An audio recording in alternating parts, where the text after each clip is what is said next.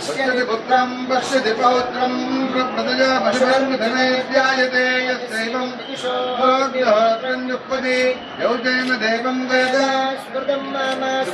सुकृतं मा देवेषु देवेषु मा सुकृतं मा देवेषु सुकृतमिति सुकृतं मा देवेषु देवेषु मा देवेषु प्रोतात् देवेषु मा देवेषु प्रोतात् देवेषु प्रोतात् देवेषु देवेषु प्रोतादिति प्रोतात् देवेषु देवेषु प्रोतादिति प्रोतादिति देवेभ्यो देवेभ्य प्रोतादिति देवेभ्यः इति देवेभ्यो देवेभ्य इति देवेभ्य एवैव देवेभ्य इति देवेभ्य एव देवेभ्य एवैव देवेभ्यो देवेभ्य एवैनमेनमेव देवेभ्यो देवेभ्य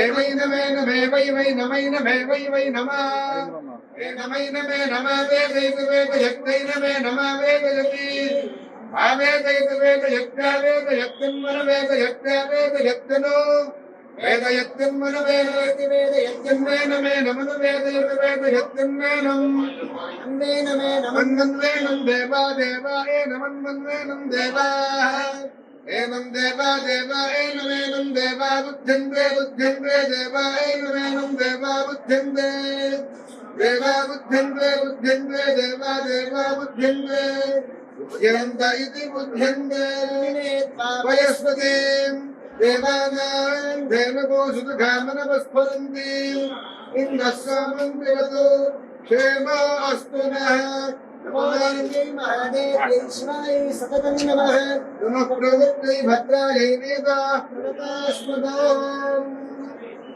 सर्वमानं भवति सदाय पुरुषस्येन्द्रिय आयुष्येवेन्द्रिये प्रतिष्ठति सर्वदा परिपूर्णा भवन्तु मनस्सङ्कल्पसिद्धिरस्तु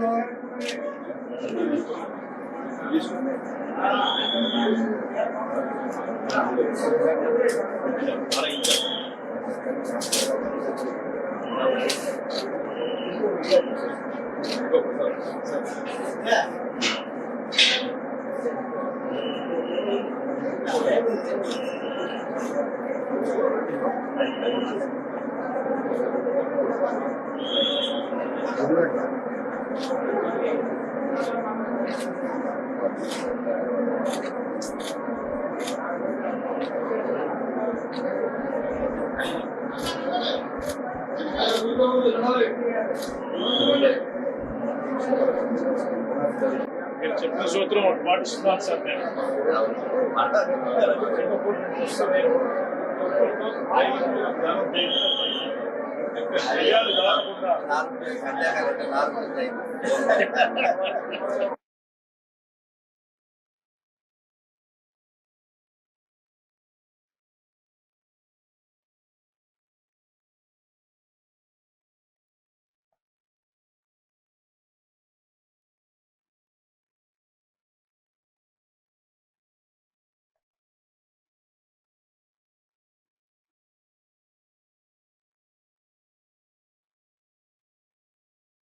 జగన్మాత ఆలయం దుర్గా మల్లేశ్వర స్వామి దేవస్థానంలో ఈవేళ యువో గారు శ్రీమాన్ రామారావు గారి దగ్గర ఉండి నాకు అమ్మవారి దర్శనం అయ్యవారి దర్శనం కూడా చేయించారు.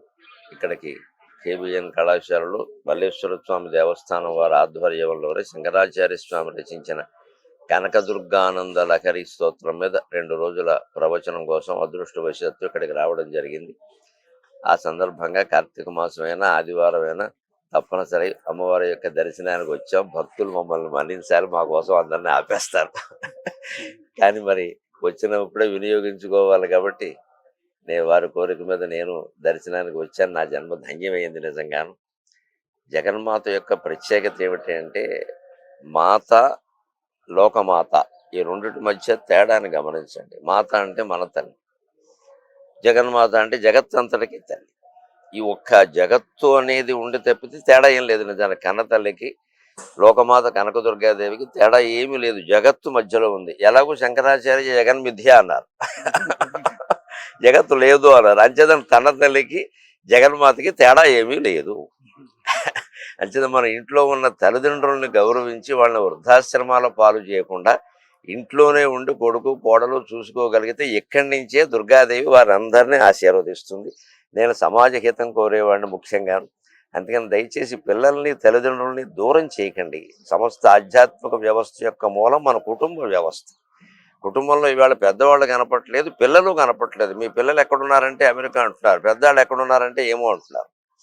ఇక ఈ ఇద్దరు ఇంట్లో ఉండి చేసే పని ఏమిటి?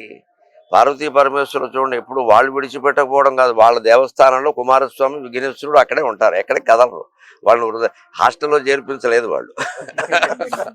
ఇంగ్లీష్ మీడియంలో అసలే చేర్పించలేదు. అందుకనే వాళ్ళు బాగా పెంచారు. మనకి లలితా సహస్రంలో ఉంటుంది అమ్మవారి పిల్లల్ని ఎలా పెంచిందంటే కుమార